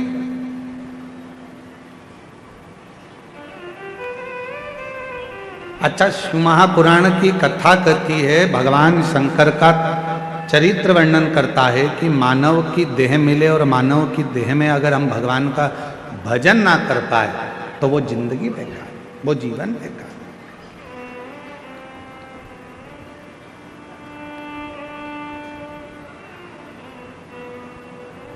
अब भी हाल भूख लग रही है, बहुत तेज भूख लग रही है, और भोजन ना मिले, और वो भोजन मिले तुम्हें रात्रि को 9 बजे, तो वो भोजन किस काम का? बोलो तो जम के, सही है कि गलत है?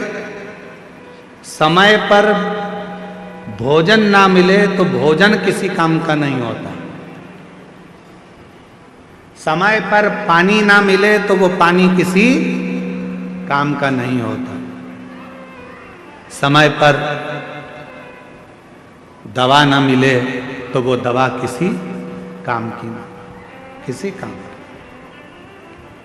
समय पर ऑक्सीजन की जरूरत है और वो ऑक्सीजन ही ना मिले तो वो ऑक्सीजन किसी काम की ना।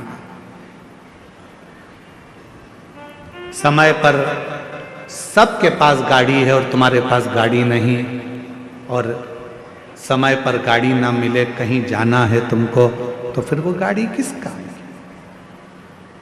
समय पर जमीन ना मिले, बंगला ना मिले, तो वो जमीन और बंगला, अब मालूम पड़े बंगला भी मिला, जमीन भी मिली, जब तुम्हारा शरीर थर थर थर थर कांपने लगा, मुंडी भी हिलने लगी, चेहरा पूरा हिल रहा है, हाथ पैर हिल रहे हैं, कमर झुक गई है, और फिर बच्चे कहें कि पिताजी माताजी मैंने तुम्हारे लिए एक जोरदार बंगला बनाया है, बंगले में तुम्हारे लिए एक कमरा बनाया है, कमरे में मैंने तुम्हारे लिए एसी लगाया है, फ्रिज रखा है, ये रखा है, वो रखा है, तो फिर वो कमरा किसका?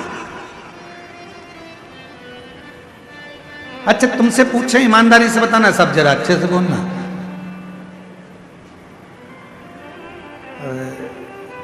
इधर वो क्या बोलते हैं, गन्ने को गन्ना बोलते हैं कि ईख बोलते हैं कि शुगर बोलते हैं, क्या बोलते हैं? गन्ना ना। गन्ना खाने का मजा कब है? जब मुख में दांत हो और मालूम पड़े पूरा सोफा सेट ही निकल गया।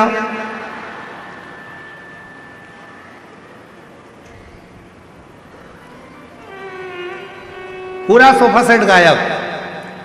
और डॉक्टर के पास जाकर तुम नकली सोफा सेट लगा के आए, और नकली सोफा सेट लगाने के बाद तुमने एक बार जो गन्ना खाया, सोफा सेट हाथ में आया,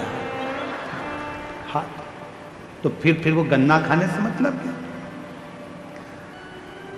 समय पर भोजन ना मिले तो भोजन बेकार है, समय पर पानी ना मिले तो पानी बेकार है, समय पर दवा ना मिले तो दवा बेकार है, समय पर ऑक्सीजन ना मिले तो ऑक्सीजन बेकार है, समय पर गाड़ी ना मिले तो गाड़ी बेकार है, समय पर दांत ना मिले तो फिर वो गन्ना, वो चना भी बेकार है।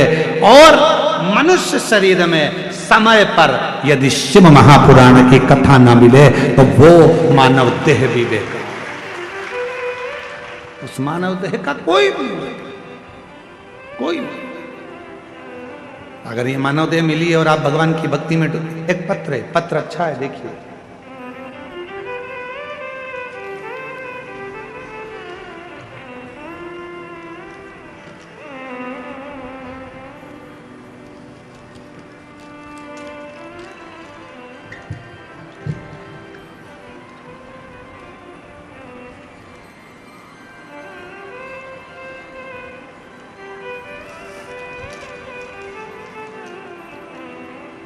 शिव सागर, धन कवा सिंह, सुभाष नगर, दुर्ग,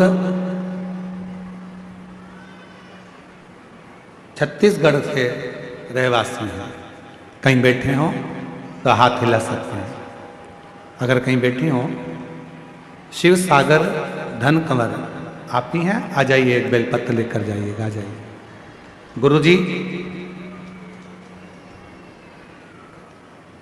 बेटे की शादी हो गई, कथा के पंडाल में बैठकर मांगने का फल क्या होता है गुरुदेव? मेरी बहू हमेशा कहती थी, मम्मी मैंने इतनी पढ़ाई करी है, क्या मैं कभी जज बन सकती हूँ? क्या मैं कभी जज बन जाऊंगी माँ? मैंने अपनी बहू से एक ही बात कही, वो सियोर वाला बाबा कहता है, अगर दिल से पढ़े हो, मेहनत को 4 गुना करा है, रात दिन एक करा है, और अगर कथा के पंडाल में बैठकर कहीं कथा सुनी है तो उसका फल जरूर मिलेगा। आज मैं बाबा को धन्यवाद देने आई हूँ। मेरी बहू ने भी आपकी कथा पंडाल में बैठकर श्रवण करी, खूब मेहनत करी, और आज बाबा की कृपा से मेरी बहू जज बन गई। मैं बाबा को यहाँ धन्यवाद देने के लिए, आज मेरी बहू जज बन गई। गुरुदेव, विश्वास नहीं था किसी को भी कि ये जज बनेगी, पर आज बाबा की कृपा से शिव महापुराण की कथा क्या देती है, पंडाल में बैठकर कथा सुनने का फल क्या है, पंडाल में कथा सुनने का क्या फल है, आज मैं छाती ठोक कर कहती हूँ कि मेरा बाबा खाली नहीं भेजता है। गुरुदेव, जज भी बनी, बाबा की कृपा से बेटा भी हो गया, ये शिव कृपा। एक पत्र और है, मैं गंगाबाई तारमा ठाकुर, ग्राम जुंगेरा, जिला बालोद, छत्तीसगढ़ की रहने वाली हूँ। कहीं बैठे हो तो हाथ हिला सकती हैं। मैं गंगाबाई ताराम ठाकुर, ग्राम जुंगेरा, जिला बालोद, छत्तीसगढ़ की रहवासी हूँ। कहीं बैठी हो तो हाथ हिला सकती हैं। आप ही हैं? आ जाइए, एक बेलपत्र लेकर जाइए, आ जाइए। गुरुदेव, मेरी पुत्री कविता ठाकुर, जो कि सालों से सरकारी नौकरी की तैयारी कर रही थी, परंतु सफलता नहीं हो पा रही थी, मेरी पुत्री ने सुना कि पंडित प्रदीप मिश्रा जी कहते हैं शिव महापुराण कथा में कि शिवालय में जाएं, शिव को 1 लोटा जल चढ़ाएं। गुरुजी, मेरी बेटी ने जल चढ़ाना प्रारंभ करा, और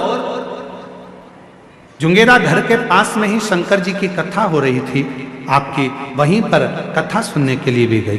पंडाल में बैठकर 2023 में बाबा से प्रार्थना करी, और बाबा की ऐसी कृपा हुई गुरुदेव, 1 लोटा जल, सारी समस्या का हल।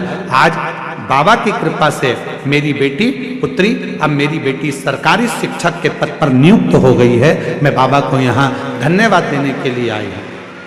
तीसरा पत्र है,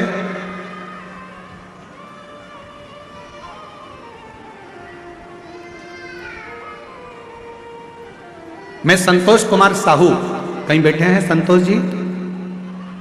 कहीं बैठे हो तो हाथ हिला सकते हैं। आप ही हैं? आ जाइए, बेलपत्र ले जाइए। मैं संतोष कुमार साहू, नगर पंचायत, ये भखारा है, है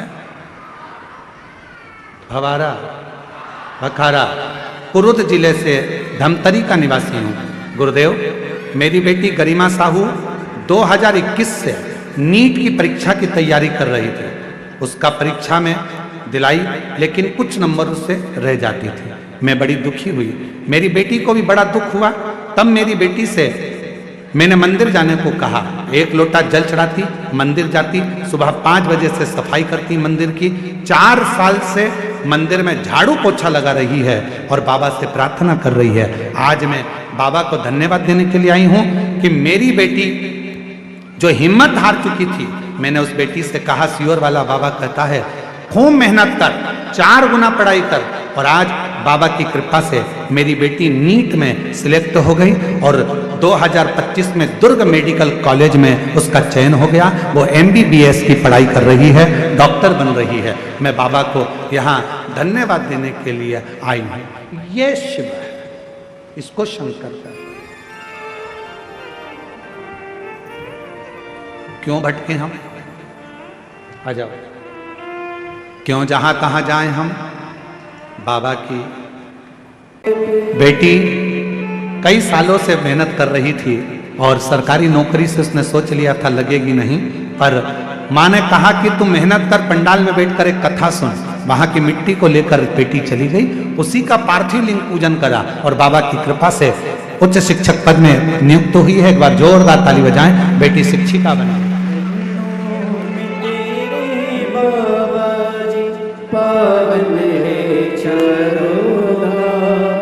तेरी देव करते वंदना, पूजे सीतारा, हो जाए पूरी का। हमारा निवेदन है, आप भी बाबा से कथा के पंडाल में बैठकर दिल से जो मांगते हो, मेरा बाबा देता जरूर है। बस निवेदन है, जब कथा सुनने के लिए आओ, इतना समय निकाल कर आना कि आरती हो। आरती पूरी होने के बाद वहाँ की मिट्टी को नमन कर कर, अपने मस्तक चढ़ाकर प्रणाम कर कर, कथा स्थल को नमन कर कर, प्रार्थना कर कर जरूर जाना कि बाबा मेरी गोदी में भी खुशियाँ प्रदान करना, मेरी भी झोली भर हो जाए पूरी काम, हो जाए पूरी काम। आपकी बेटी डॉक्टर बन रही है, MBBS कर रही है, नीट सिलेक्ट किया है। एक बार जोरदार ताली बजाकर स्वागत करिए। सबका किया है मेरा भी उद्धार कीजिए, उद्धार कीजिए। जोरदार ताली बजाओ। बेटी डॉक्टर बन रही है, MBBS कर रही है। हे त्रिशूलधारी, हे त्रिपुंडधारी, हे त्रिशूलधारी। हृदय से जो कहा जाए, मेरे बाबा को, मेरे भोलेनाथ को, मेरे शंभू को, मेरे त्रिकालदर्शी को, मेरे कैलाशी को, मेरे अविनाशी को, मेरे भोलेनाथ, मेरे महाकाल राजा को तुम्हारा धन, तुम्हारा वैभव, तुम्हारा सत्ता नहीं चाहिए। मेरे शंकर को तो केवल 1 लोटा जल सारी समस्या, केवल जल। तुम्हारे गांव में शंकर जी का मंदिर, कहते हैं शिव महापुराण के कुमार खंड में लिखा है, जिस नगर में, जिस क्षेत्र में, जिस कॉलोनी में, जिस सोसाइटी में, जिस गांव में, जिस नगर में शंकर भगवान का शिवलिंग नहीं होता है, जिस गांव में शंकर का कोई मंदिर, कोई शिवलिंग नहीं होता है, उस गांव की, उस शहर की, उस कॉलोनी की, उस सोसाइटी की कभी उन्नति नहीं होती है। अगर आप अपने गांव को, अपने शहर को श्रेष्ठ बनाना चाहते हो तो एक शंकर भगवान का शिवलिंग जरूर स्थापित करो और उस पे 1 लोटा जल सब गांव गांव में शंकर होना। और हमारा निवेदन है, जिसको शिवलिंग ना मिले, सीहोर आओ, कुबेरेश्वर धाम से निशुल्क आपको शिवलिंग और नंदी प्रदान किया जाएगा। आप लेकर जाओ और स्थापना। शिव के बिना सब सब सब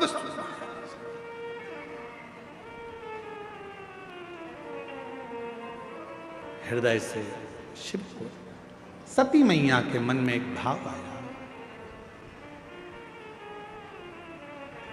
दक्ष प्रजापति के घर में जो बेटे जन्मे थे, नारद जी ने उनको भी सत्संग में लगा दिया, वो भी सत्संग करने लगे।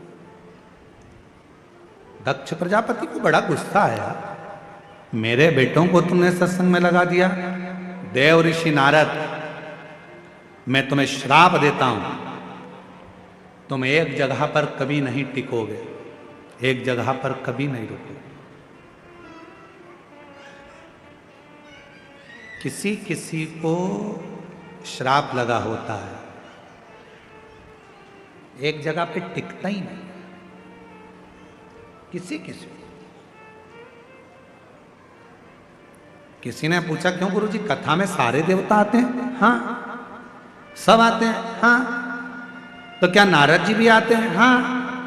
तो हम कैसे पहचानेंगे कि कथा में नारद जी आए? हमने कहा जो बार बार जाए फिर आए, फिर जाए फिर आए, फिर जाए फिर आए, समझ लेना है इसमें नारद भरा गया। नारद को अलग से ढूंढने थोड़े जाओगे, नारद फिर जाएगा, फिर आएगा, फिर जाएगा, फिर आएगा, फिर कोई काम, फिर गया, फिर आया, फिर गया, फिर आया, समझ। तो उसको पहचान जाओ तो सिर पे पल्लू लेके उसके पांव पड़ लो, नारद तेरे हाथ जोड़ूं, बैठ जा। तेरा हाथ जोड़ती, पांव पड़ती, बैठ जा। कहाँ इधर उधर भटक रहा,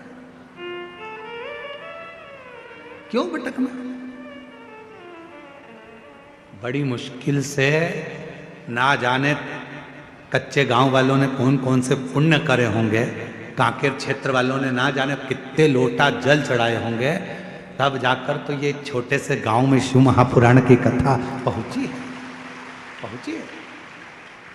और मेरी जीजियों, तुमको देखकर मेरे बाबा पर मुझे आश्चर्य होता है कि मेरे बाबा शिव महापुराण की कथा में वर्णन आता है कि शंकर की कथा में वही जाता है जिसको भोलेनाथ जी कुछ देना चाहते हैं, वो पहुंच।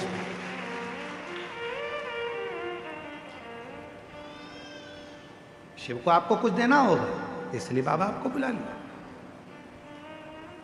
शिव महापुराण में अगर तुम्हारी ड्यूटी भी लगी है, जितने ड्यूटी में लगे हैं वो भी सोच लेना, शंकर जी जरूर आपको कोई गिफ्ट देना चाहते होंगे, नहीं तो ड्यूटी दूसरे की लगा देते, तुम्हारा नंबर ही नहीं आता।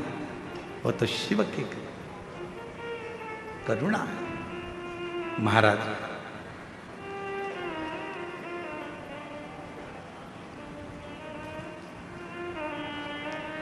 श्राप दिया नारद जी को। दक्ष प्रजापति ने मां जगत जननी दुर्गा भवानी की आराधना करना प्रारंभ करी। मां प्रसन्न होकर सामने आ गई, दक्ष मांग तुझे क्या चाहिए? दक्ष प्रजापति ने कहा, मां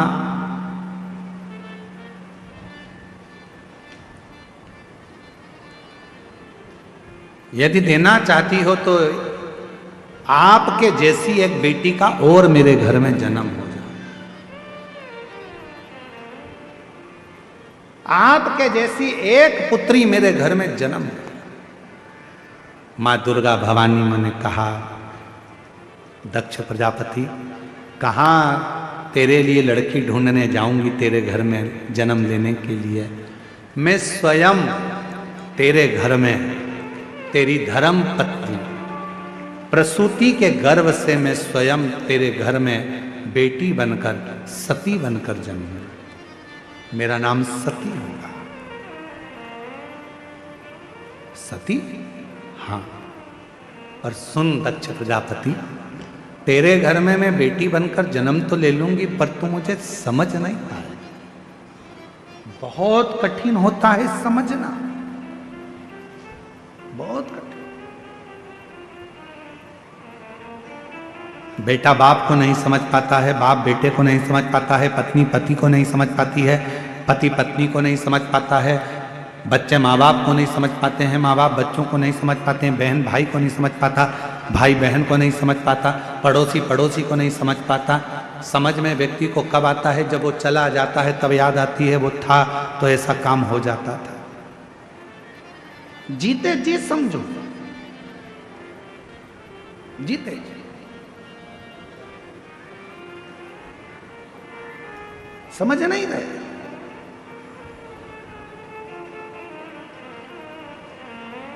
एक पिताजी अपने बेटे को रोज चिल्लाते थे, बनो तो श्रवण बनो, कहां इधर उधर भटकते रहते हो, बनो तो राम बनो, कहां यहां भटकते रहते हो। बेटे को एक दिन गुस्सा आ गया और उसने अपने पिताजी से कहा, क्या पिताजी रोज रोज एक ही बात कहते हो, श्रवण बनो राम बनो, राम बनो श्रवण बनो, राम बनो श्रवण बनो, आज तक तुमने एक बार भी नहीं कहा कि बनो तो कृष्ण बनो। पिताजी ने कहा, बेटा मैं तुझे कृष्ण बनने को भी कह सकता हूं, पर मैं जानता हूं तू भगवान कृष्ण को समझ नहीं सका है। अभी तो भगवान कृष्ण की बाहर लीला को समझता है कि भगवान कृष्ण ने चीर चुराया, भगवान कृष्ण ने माखन चुराया, बस तू उनकी बाहर की लीला जानता है पर भीतर की लीला को तू जान नहीं सका, इसलिए मैं तुझे कृष्ण बनने को नहीं कहता। बेटे को फिर गुस्सा आ गया। बेटे ने कहा, ठीक है आप मुझे राम बनने को कहते हो, मैं राम बनने को तैयार हूं, लाओ। दशरथ जी ने अपना सिंहासन राम जी को दिया था, तुम अपने तिजोरी की चाबी मुझे दो, अभी दो। पिताजी ने जूता उठाया और जो धोना चालू करा, ले तुझे मैं सिंहासन देता हूं, चाबी देता हूं। आज का व्यक्ति परमात्मा को जान नहीं पा रहा। बाहर से हमने देखा पर भीतर से ना जाना, भीतर से ना जाना। लोग रामायण में पढ़ते हैं कि मंथरा ने केकई को भड़काया था, बोलो सही है कि गलत है। लोग रामायण में पढ़ते हैं कि एक मंथरा थी, उसने केकई को भड़काया था, पर पूरी रामचरितमानस को उठाकर देखिए, मंथरा एक ऐसी थी, पूरी अयोध्या में घूमती थी, घर घर जाती थी, पूरे घरों में भ्रमण करती थी, पूरे नगर में घूमती थी, हर घर में जाती थी, अवध के राज्य में भ्रमण करती थी और केकई को ढूंढने का प्रयास करती थी। रामचरितमानस में सबके जाने की कथा लिखी है। दशरथ जी गए, राम जी गए, लक्ष्मण जी गए, जानकी जी गई, हनुमान जी का भी लिखा है, सबका लिखा है रामचरितमानस में। पर केवल एक ऐसी है मंथरा जिसके मरने की आज तक कहीं कोई कथा ही नहीं मिली। तो पूछा कि मंथरा कहां गई, तो भगवान राम जी से पूछा कि मंथरा कहाँ है प्रभु बताओ। तब भगवान राम ने कहा, मैंने मंथरा से पूछा था, मंथरा का कि मैं तुझे क्या वर दूं, बोल। मंथरा कहती है, मुझे मार मत देना, मुझे जीवित रखना, कलिकाल में, द्वापर में, सारे हर युग में मैं जीवित रहूं, गांव गांव में घूमती रहूं और कोई घर में एक मिल जाए जिसके कान भरूं और पूरे घर को तोड़ दूं, ऐसी मंथरा आज भी घूम रही है। ऐसी मंथरा आज भी घूम रही है, घर घर में आती है, केकई को ढूंढने का प्रयास करती है कि कोई राजा राम जी की नगरी में जैसे केकई मिली थी ऐसी कोई मिल जाए। तुम्हारे घर में भी रोज कोई ना कोई आता है, मिलने वाले फोन लगाते हैं, जुलने वाले मिलेंगे, ये मिलेंगे वो मिलेंगे, वो ढूंढने का प्रयास करते हैं कि इसकी कोई कमजोर कड़ी मिल जाए जिसकी मैं बुराई करना प्रारंभ करूं, घर को फोड़ना प्रारंभ करूं। होते कई लोग, ऐसा नहीं कि संसार में नहीं है, ऐसी कई मंथरा संसार में फिर रही हैं, गांव गांव, नगर नगर, शहर शहर में। मंथरा का मतलब ये नहीं है कि कोई स्त्री होगी, मंथरा का मतलब वो है चाहे पुरुष हो, चाहे स्त्री हो, चाहे कोई भी हो, उसके अंदर यदि बुराई का भाव है, तुम्हारे घर में आकर तुम्हारा ही खाकर तुम्हारे ही घर को तोड़ रहा है, समझ लेना कोई मंथरा आज भी तुम्हारे आसपास में घूम रही है। निवेदन है, मंथरा भले हो जाए पर तुम केकई मत बन जाना, उसके कहने में आकर अपना घर मत तोड़ देना, अपने घर को जोड़ कर चलना, जोड़ कर चलना। और केवल मंथरा परिवार तोड़ने का काम नहीं करती, आजकल नई डिजाइन की मंथरा हो गई है जो हमारे सनातन धर्म में भी घुसकर सनातन धर्म को तोड़कर दूसरे धर्म में ले जाकर छोड़ रही है। ऐसी मंथरा भी तुम्हारे गांव में जो सनातन धर्म की बुराई करेंगे। भगवान को मत पूछो, मूर्ति पूजन मत करो, भगवान को जल मत चढ़ाओ, चलो हम तुम्हें लेकर चलते हैं, संडे को हमारे यहाँ आओ, मंडे को यहाँ जाओ, ये करो वो करो। ऐसी कई मंथरा डिजाइन डिजाइन में घूम रही है। मेरा निवेदन है, कच्चे गांव वालों, तुमने भी कच्ची गोटियां नहीं खेली है। इसलिए इन मंत्राओं से बचने का प्रयास करना। अपन भी कच्चे गांव के रहने वाले हैं, कच्ची गोटियां नहीं खेले हैं, इसलिए इन मंत्राओं के चक्कर में आकर अपना सनातन धर्म मत छोड़ देना। उस धर्म को मजबूत कर कर एक लोटा जल चढ़ा, एक लोटा जल चढ़ाते रहना। हल्के फुल्के नहीं हो तुम, बहुत भारी हो। मैंने देख लिया, हमने 3 दिन में देख लिया, कच्चे गांव बहुत भारी गांव, साधारण नहीं है। ये ब्लास्टिंग में नंबर 1 है, तुरंत फोड़ देते हैं। दुनिया में तो बम कहीं कहीं फूटते हैं, यहां तो रोज फूटते, धड़ फट से। कच्चे गांव साधारण है, कहने में मत आना। मंत्र फिर रही है, जगह जगह जा रही है, तोड़ने का काम कर रही है। कई कई लोग ऐसे हैं, अपने ही सनातन धर्म में रहकर, अपना ही भोजन कर कर, अपने साथ ही रहकर, अपने ही सनातन धर्म को तोड़ने का प्रयास करते हैं। बड़े बड़े सिंहासन पर बैठेंगे, बहुत बहुत बड़ा पद और औहदा प्राप्त करने के बाद भी अपने सनातन धर्म को बदनाम करने का प्रयास करेंगे। संभल जाना, संभलना, संभलो, समझ की जरूरत। गधा किस किसने देखा है? हाथ उठाओ जल्दी से। अरे जम के जल्दी से उठा लो, सबने गधा देखा है? चलो ठीक है। गधा की उम्र मालूम पड़े 60 साल हो जाए तो गधे का नाम चेंज हो जाएगा क्या? जम के तो बोलो, क्या रहेगा? गधा। गधा कितना भी बड़ा हो जाए पर वो गधा की गधा ही रहता है। उसी तरह निंदा करने वाला, चुगली करने वाला, बुराई करने वाला चाहे कितने भी ऊंचे सिंहासन पर बैठ जाए, वो चुगल चोटा ही रहता है, चुगल चोटा ही रहेगा। गधा गधा ही रहेगा, वो चेंज नहीं हो सकता। हाँ, अपने इधर हो सकता है, तुम्हारे इधर अगर गधे चेंज हो जाते हो तो हमको तो नहीं मालूम। हमारे उधर तो गधा 40 साल का है तो भी गधा है, 60 साल का तो वो गधा तो गधा ही रहेगा, उसको तुम चेंज नहीं कर सकते। वो कितना भी, तो कई लोग ऐसे हैं, बहुत ऊंचे सिंहासन पर बैठ गए, बहुत अच्छा पद मिल गया, खूब जोरदार, बहुत बड़े बड़े बनकर बैठ गए, और तो भी दिन रात निंदा, दिन रात चुगली, इस महाराज की बुराई करो, उस महाराज की बुराई करो, इसकी बुराई करो, उसकी बुराई करो, 24 घंटे बुराई में लगे हैं। समझ लेना गधा गधा ही रहेगा, उसको नहीं सुधार सकते, उसको नहीं सही कर सकते। वो कितना ही बुढ़ा हो गया, कितना ही बुढ़ा हो जाए, गधा गधा ही है, उसको चेंज नहीं कर सकते। इसलिए समझें, दक्ष प्रजापति तेरे घर में मैं स्वयं जन्म लूंगी, पर तू मुझे पहचान नहीं पाएगा, तू मुझे जान नहीं सकेगा, तू मुझे जान नहीं सकता।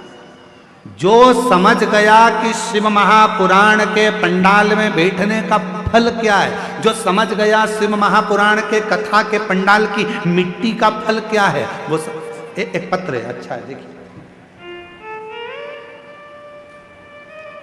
मेरा नाम सरोज साहू है, मैं सलियापारा मैं सलियापारा भानु प्रतापपुर से आई हूँ।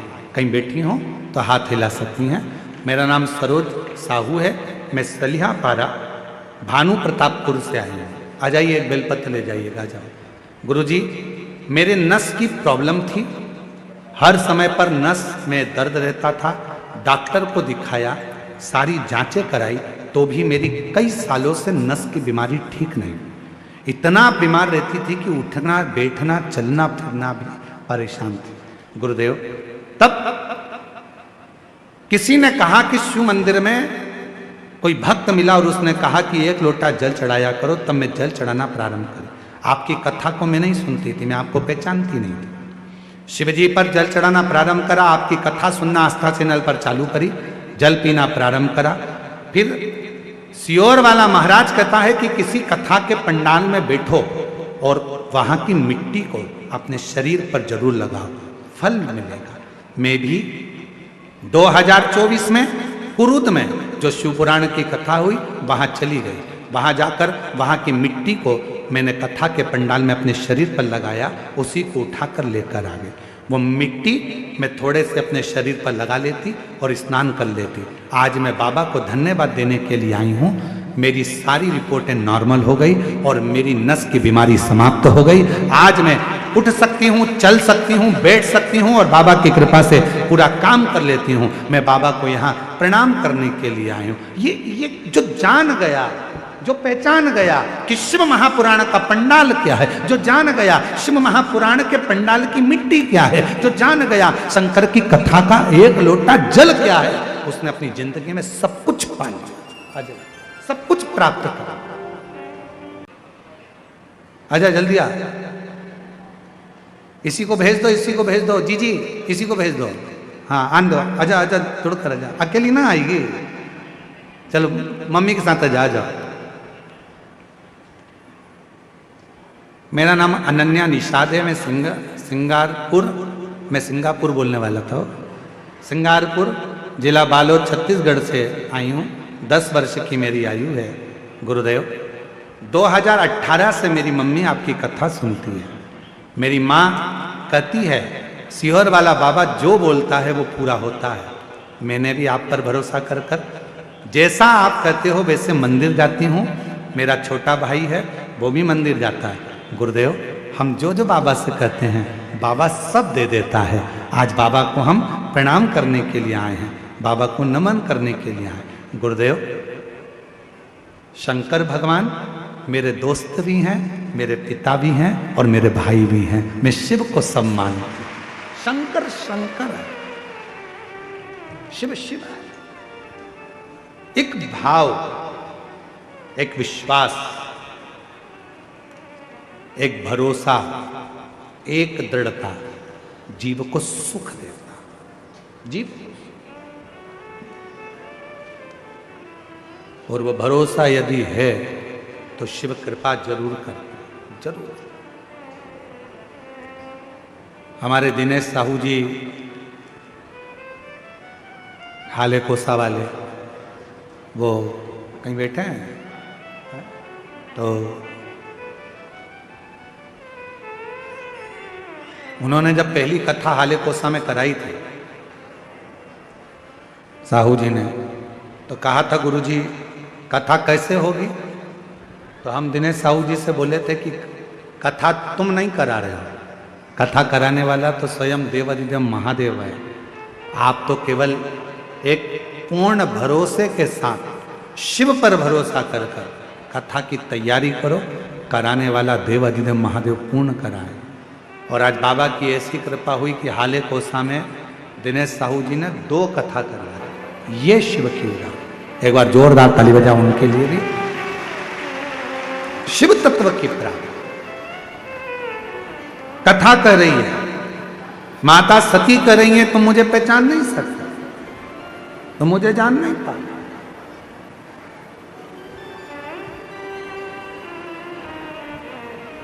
तुम मुझे जान नहीं पाते। और वही हुआ, सती माता का विवाह भगवान देवादिदेव महादेव से हो गया, पर समझ नहीं। आखिरी में सती माता दक्ष प्रजापति के यज्ञशाला में यज्ञ कुंड के नजदीक में अपने प्राणों को त्याग दिया।